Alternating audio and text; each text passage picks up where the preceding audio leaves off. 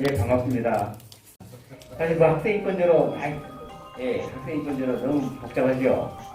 이제 제가 이제 하는 것은 우리 최승 목사님 먼저 강의 드렸으니까 요즘 이제 우리가 학생인권조례, 이게 왜 이렇게 학생인권조례가 나는가?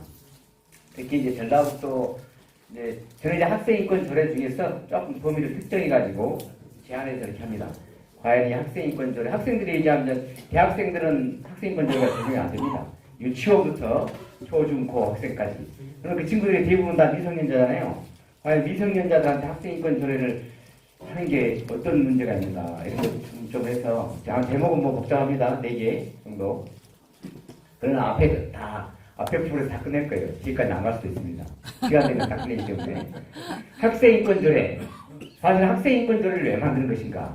학생인권조례는 학생을 보호하기 위한 것이냐, 아니면 학생들이 인권을 행사하기 위한 것인가? 이거 한번 잘 생각해 보세요.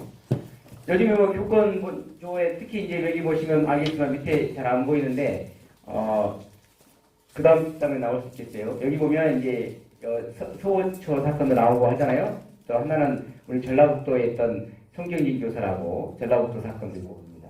이게 두 가지가 오늘 할 것은 그겁니다. 학생인권조례가 과연 학생을 보호하기 위한 것이냐, 학생들의 인권을 행사하기 위한 것이냐. 두 번째, 이 학생인권조례라는 걸 가지고 교사를 학생인권이 잘 안 지켜지면, 학생인권 조례에서 이렇게 하라고 했는데 안 지켜지면 학생인권 옹호하는 사람이 교사를 불러가지고 조사를 해서 또 그 조사를 가지고 교육감을 통해서 징계할 수 있느냐, 이게 쟁점입니다. 사실 그렇게 되고 있습니다. 조례에는. 근데 그게 이제 과연 적법하냐 이런 것이죠. 특별히 이제 우리가 가슴 아픈 일이지만 우리 전라북도에서는 2017년에 4월부터 계속 경찰에서는 무혐의 혐의 없음 나왔는데, 성재인 교사가 경찰에서는 혐의 없음 나와 있는데 학생들을 성희롱했다고 계속 인권 옹호관이 조사하다가 4개월 만에 조사 받다가 극단적 선택을 하셨죠. 근데 그때는 누수가 안 됐어요. 서울에서 했으면 엄청 누수가 됐을 텐데 이게 차별이야.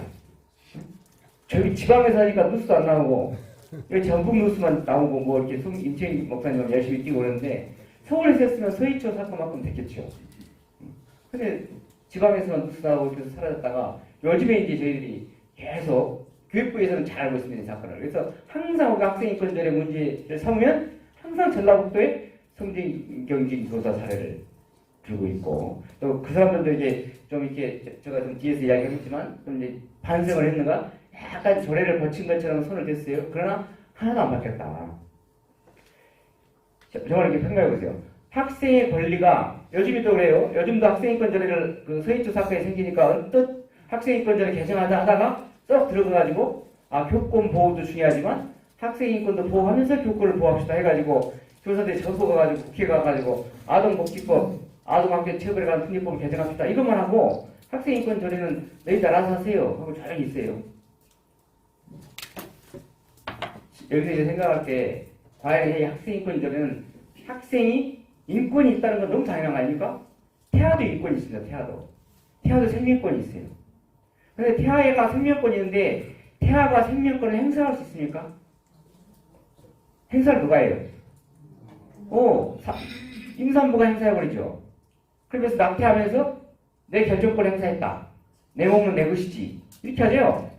우리 헌법에서는 태아의 생명권이 그렇게 중요하다. 태아의 생명권. 특히 우리 기독교 교회에서 입장에서는 정말 그 생명이라는 것은 하나님께서 잉태하게 하셨는데 그 생명을 여성이 나의 결정권을 주장하면서 낙태해버리면 그러면 뭐 헌법에서 기껏 해가지고 지금까지 태아의 생명권이 있습니다는 돌아먹이죠. 있으면 하나 아닙니까? 이런 것이죠. 그러니까 학생이 인권이 있다는 거하고 학생이 인권을 행사한다는 건 전혀 다른 것이다. 사실 이것만은 법적으로 딱 알면 됩니다. 인권이 있다. 인권을 행사할 수 있다. 이것만 구분하면 됩니다. 인권이 있다. 학생도요. 숨 쉬죠. 밥도 먹죠. 그렇지 않습니까? 근데 인권을 행사할 수 있느냐? 제일 쉬운 거 그래요. 학생이 당연히 인권이 있는데 학생한테 선거권을 줍니까? 학생이 선거권해요? 예전에 19세 이상 했는데 이제 이렇게 여러 가지 이제 국제적인 기준에 맞췄는지 아니면 진보적인 세력에 밀려서 그런지 18세까지 선거권을 주지만 당연히 참정권이라는 것은 태어나면서 있어야 되겠죠. 그러나 제일 쉬운 건 선거권을 안 주잖아요. 그러면 20살 넘었어요. 25살짜리가 성인이죠? 아니면 30살. 조금 더 심하게 이야기하면 이준석. 이 대통령 나갈 수 있어요? 대통령 후보가 될 수 있어요? 없어요? 안 됩니다. 왜안 돼요? 왜 안 되죠? 나이가 안 되죠. 나이가 안 되죠. 이준석 그럼 나이가 많은 것처럼 이준석 대표가. 헌법에는 대통령 후보는 40은 넘어야 된다, 40은. 딱 제한하고 있잖아요. 40살. 그리고, 그건 나이가 어린 사람만 제한이 돼 있냐? 그렇지 않아요. 우리 헌법에 또 공무단위권 있어, 공무단위권. 65세 넘은 사람이 공무단위권 행사할 수 있어요? 70세 사람이 공무원 할 수 있냐고. 안 해요. 그렇죠. 선거가 나올 수 있겠지만, 공무원 정년퇴임이 다 있죠. 헌법에 나이가 어린 사람도 제한되지만, 나이가 많은 사람도 공무단위권이라는 게 헌법에 규정되어 있지만, 나이가 많으면 공무단위권을 행사할 수 없다. 이렇게 제한이 되죠. 이런 것들. 그래서 이런 것들을 우리가 기본권 권리가 당연히 있죠. 참정권 있지 않습니까? 선거권은 주잖아요. 70세, 80세 돼도. 근데 거기서 공무원이 되려고 하는 공무단위권은 또 안 줘요. 이렇게 기본권을 주면서 기본권이 있어 하는 거하고 기본권을 행사하는 건 전혀 다르다. 이것만 구분하면 될 것 같아요. 사실 이것만 하면 오늘 강의 다 안 끝내고 그냥 지금 끝날 수 있는데. 이거 학생한테 인권이 있다는 거하고 학생이 인권을 행사한다는 것은 전혀 다른 것이다. 그래요. 그러니까 학생인권조례를 읽었을 때, 여기 보세요. 우리가 학생을 보호하는 것. 아니, 교사가 학생을 당연히 보호해야죠. 보호해야죠. 그렇지 않습니까? 그냥 학생이 밖에 나가가지고, 선생님, 저도 인권이 있습니다 하면서 대모해버려요. 선생님, 수업을 막 하니까, 선생님, 저도 내 자기결정권 있습니다. 나도 휴식권이 있습니다. 그래서 제가 열심히 수업을 하고 있는데, 선생님, 저 휴식권 있습니다. 나가버려요. 되겠어요? 이런 것. 이게 권리가 있다는 거하고 권리를 행사한다는 건 전혀 다른 것이다. 지금도 여기서 좀 강의 하고 있다 갑자기, 아이, 집에서 나는 나가랍니다. 아니, 할 수 있어요. 성인이니까. 그냥 출석 체크를 못 하잖아요. 그렇잖아요? 이런 거. 그러나 오늘 기본적으로 성인이라서, 딱 앉은 순간에, 지금 나가면 앞에 있는 강사가 엄청 기분 나쁠 텐데. 참아줘야 되잖아요. 이런 거. 이거 이제 과연 도덕이냐? 법이냐? 이런 거 있잖아요. 그래서 우리가 헌법에는 기본권 행사 능력이 있다. 기본권 행사 능력. 기본권 능력과 기본권 행사 능력은 전혀 다른 개념이다. 그것을 우리가 이제 민법상에서는 행위 능력이라고 해요. 행위 능력. 그래서 민법에는 행위 능력을 몇 살에 내냐면, 민법은요, 어린아이 18살짜리가 집 살 수 있어요? 증여는 받을 수 있어. 그러나 계약을 못 해요. 계약은 반드시 부모가 와서 해야 돼요. 그리고 또 중요한 거. 우리나라는 혼인 연령이 있어요. 혼인 연령 민법에. 몇 살에 하냐면 미성년자도 혼인할 수 있어요. 우리나라. 18살부터 혼인할 수 있습니다. 특이하죠? 예전에는 남자는 18세 이상, 여성은 16세 이상 했는데 그게 이제 또 16세 남녀평등 어쩌고 하더니 그냥 남자 여자 다 공이 18세 이상이면 혼인할 수 있다. 그리고 혼인 정령이라 그래요. 근데 혼인할 수 있어요. 근데 민법에는 18세는 미성년자예요. 19세가 돼야 돼요. 선거권은 18세 줬지만 민법상에서 우리가 미성년자는 18세까지 미성년자, 19세가 돼야 된다. 그러니까 법에 뭐라고 했냐면 18세가 혼인할 수 있다. 그런데 너는 미성년자니까 혼인은 반드시 부모의 동의를 받아야 할 수 있어요. 혼인할 수 있다 해놓고는 너는 미성년자니까 부모의 동의를 안 받으면 그 혼인은 취소시킬 수 있어. 엄마가. 아빠가 가지고. 야, 엄마 아빠가 들고 가지고 저 혼인신고 했는데요. 그래? 저거 뭐랄까? 엄마 아빠 가지고 동사무소 가지고 저 취소시킵니다. 하면 취소해야 돼요. 나한테 동의를 안 받으면. 이렇게 되어 있어요. 이렇기 때문에 우리가 혼인의 능력이 혼인 정령이 있다 하더라도 17세, 18세는 아예 혼인신고도 받지도 않고 아예 혼인 능력도 없는 거고 혼인의 행사를 할 수 없는 거고 그러나 19세 이상은 미성년자 때문에 혼인을 할 수 있다 하더라도 부모의 동의를 안 받으면 안 된다. 취소하자. 그러면 어린아이가 자동차 탈 수 있어요? 운전면허증 몇 살부터 줘요? 18세. 그걸 잘 모르겠네. 내가 알기로는 18세인가? 미국은 16세부터 한다고 하던데. 네, 우리나라는 운전면허증 그냥 잘 안 줘요. 고3은 돼야지, 고3은. 그래서 이제 이번에 이제 고3들이 시험 끝나면 우리 아들도 고3인데 시험 끝나면 제일 먼저 하지 운전면허 학원을 가야. 이거죠. 그렇게 나이 제한은 다 있다는 거죠. 자, 어떤 요즘에는 청소년들 10대 애들이 막 운전도 하려고 막 그러고 그래요. 아빠 차 훔쳐가지고 와서 사고 나가지고. 중요한 건 사고 났을 때 그 친구한테 책임을 물 수 있냐. 미성년한테. 안 된다는 거지. 그 책임을 누가 지요? 다 부모가 된다는 거지. 책임질 능력도 없는 사람한테 권리를 행사하게 할 수는 없죠. 요거. 그래서 우리가 이 학생, 근데 이제 우리 전라북도 학생권자는 이렇게 돼 있어요. 학생은 인간으로서의 전원과 가치를 가지며 행복을 추구할 권리가 있다. 너무 좋은 말이죠. 맞지 않습니까?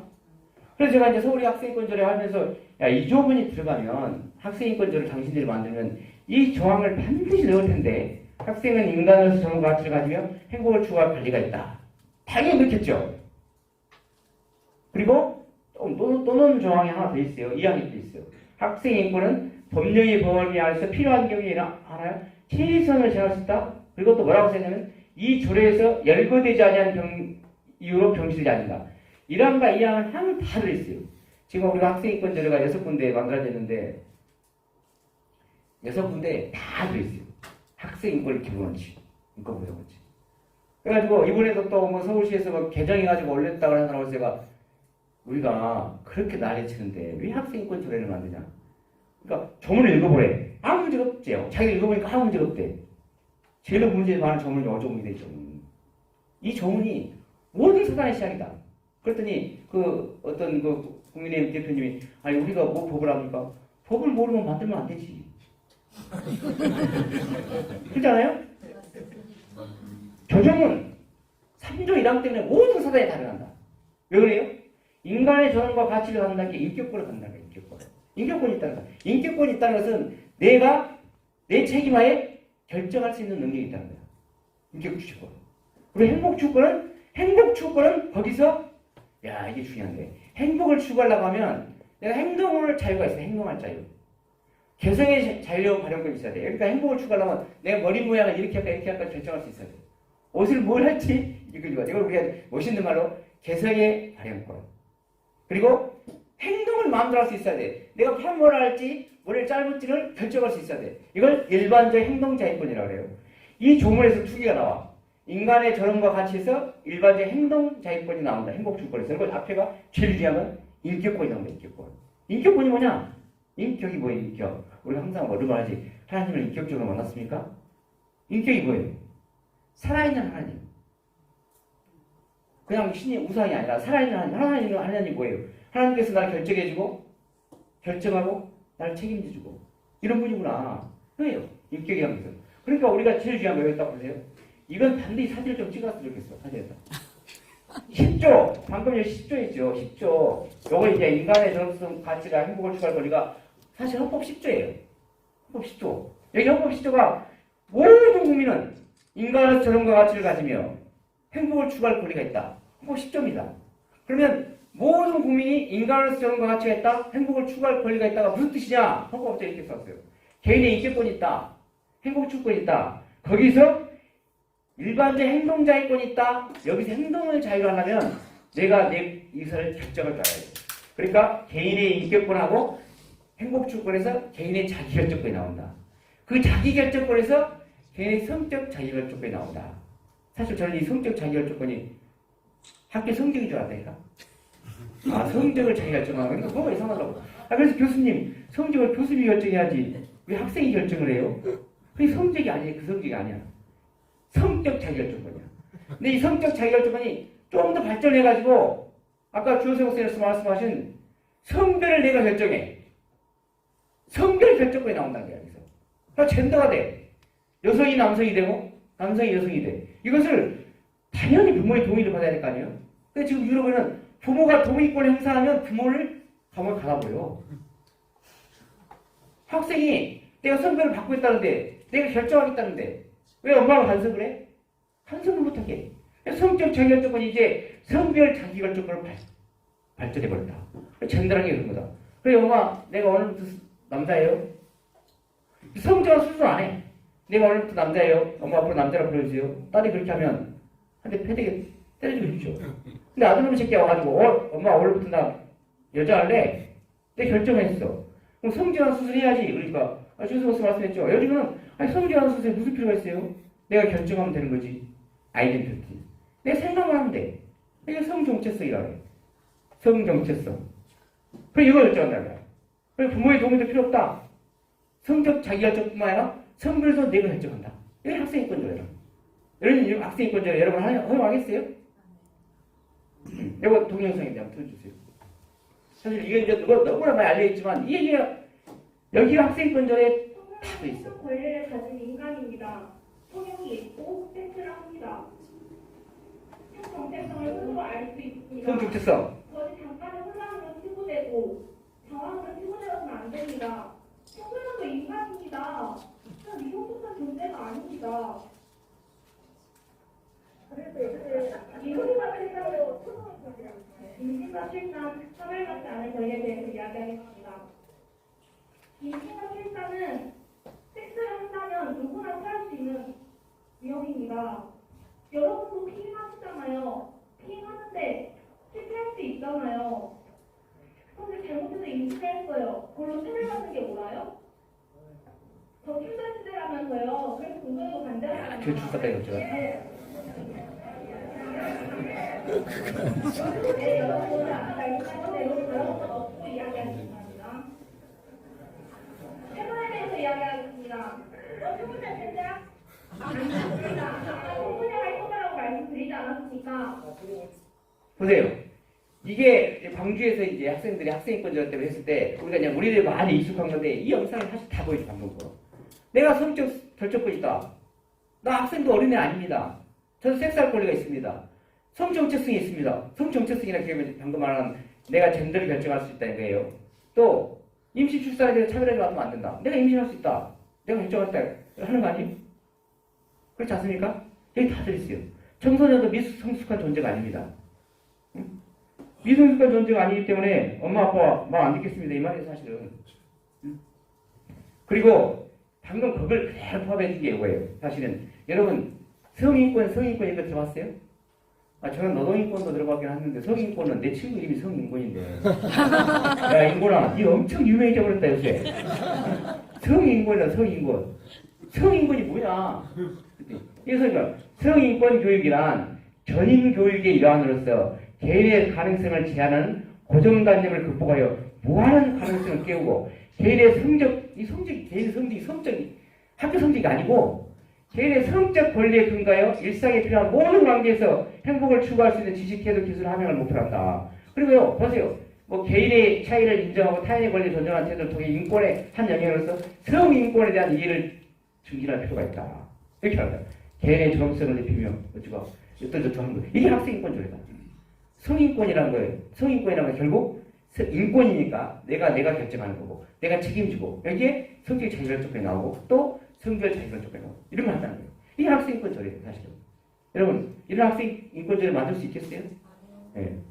당연히 만들면 안 되죠. 그럼에도 불구하고 이 전라북도 학생인권조례는 학교 설립자뿐만 아니라 학생의 보호자 등은 학생 스스로가 이렇게 보호하고 되어 있죠. 중요한 건 여기에요. 4조 3항. 학생은 인권을 학습하고 자신의 인권을 스스로 보호하며 자기가 책임진다는 거예요. 개뿔 같은 소리 갖고 있는 학생 책임진다 봤어. 이렇게 선동이에요, 선동. 하나도 책임 안 져요. 이렇게 학생들, 이 선생들이, 얼빠진 선생들이 학생들, 네가 책임 능력이 있어. 이렇게 가르쳐가지고 학생들 다 개뿔 만든다. 또 제가 이제 하나 하고 싶은 거, 2분 남았으니까.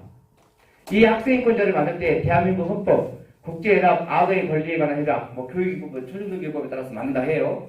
사실 우리가 이제 헌법이나 교육기본법, 초중등교육법을 잘 아니까 이 사람들이 맨날 유엔이 어떻게 한다, 세계인권이 어떻게 한다, 국제 아동 권리협약이 어떻게 한다. 저는 이제 아동 권리가 열심히 하는데 주혜생 목사는 저보다 영어를 조금 열심히 하니까 더 받겠지만 아동의 권리협약 보니까 아동의 권리협약이 정확히 나와 있더라. 아동의 권리가 뭔지. 그러니까 아동의 권리가 이렇게 돼 있어요. 아동의 권리협약은 도대체 이 아동의 권리협약은 똑같이 제가 질문한 거. 아동의 권리를 행사하게 한 것이냐, 아동을 보호하게 한 것이냐. 학생인권자하고 똑같은 질문입니다.